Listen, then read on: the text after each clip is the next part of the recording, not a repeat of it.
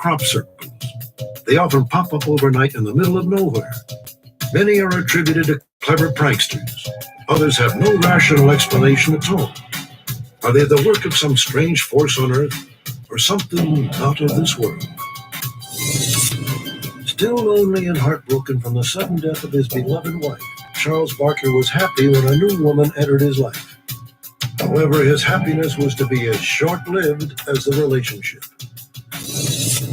Ashley Pond and Miranda Gaddis, same age, same height, same features, dance teammates and neighbors, until they were snatched off the street near this Oregon City apartment complex.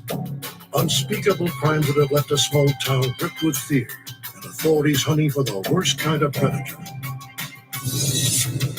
A violent gang member reportedly wreaks havoc on the quiet streets of Milwaukee, leaving 3 innocent people dead. Police are asking for your help in apprehending the suspect before more lives are lost. One final piece of information may be all.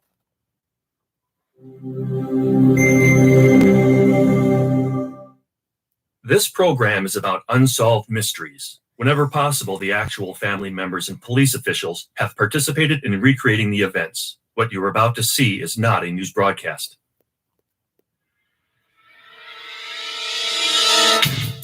In 1983, 2 beautiful young women on holiday from Sweden were murdered while hitchhiking in California. The case gathered dust until 1991, when an anonymous phone call sparked a renewed search for the unknown killer. As a young boy, Joe Saul was teased by schoolmates because he had been adopted. As an adult, Joe would learn the painful truth about his past. He had been bought and sold by a notorious baby broker. In 1974, a successful businessman named Gary Simmons disappeared on the same day he paid $30,000 for a prize horse. No one had any idea where he had gone until Gary Simmons' skeleton was found hidden in a cave almost 20 years later. Also tonight, a fascinating update on our story about legendary aviator Amelia Earhart, who disappeared in 1937. Recently, an aviation archaeologist made headlines by claiming he had solved the mystery of Amelia Earhart's last flight. Others say he is just plain wrong. Join me.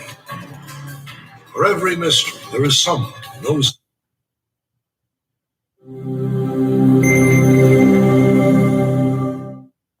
This program is about unsolved mysteries. Whenever possible, the actual family members and police officials have participated in recreating the events. What you're about to see is not a news broadcast.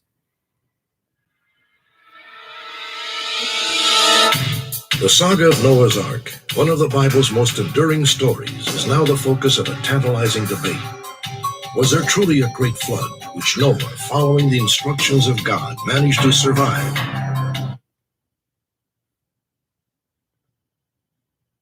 Do you want to know where to meet the hottest women that have the highest chance of being single? You meet them on the street. Okay, these type of women rarely go to the clubs because if they do, they just get approached and bombarded.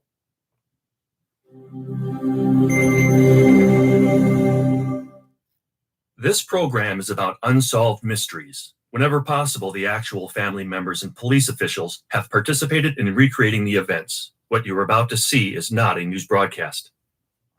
Tonight, a special edition of Unsolved Mysteries.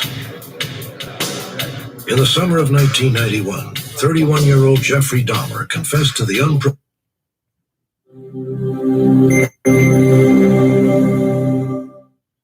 This program is about unsolved mysteries. Whenever possible, the actual family members and police officials have participated in recreating the events. What you're about to see is not a news broadcast.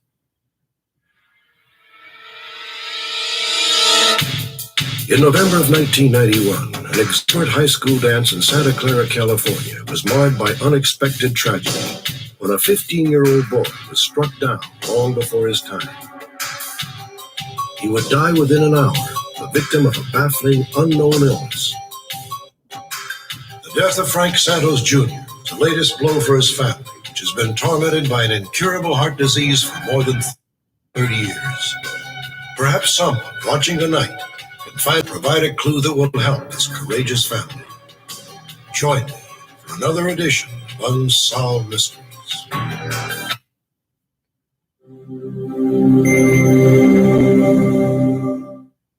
This program is about unsolved mysteries. Whenever possible, the actual family members and police officials have participated in recreating the events. What you are about to see is not a news broadcast.